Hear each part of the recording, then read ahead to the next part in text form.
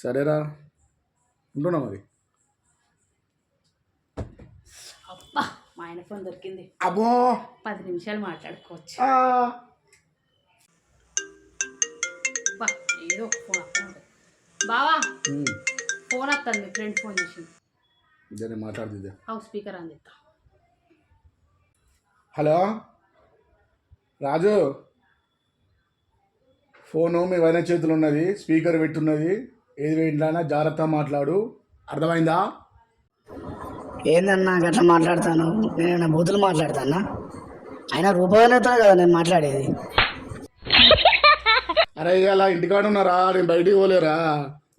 అవును అన్న, ఫస్ట్ చెప్పలే. సరదా మంచిగా ఉన్నావా?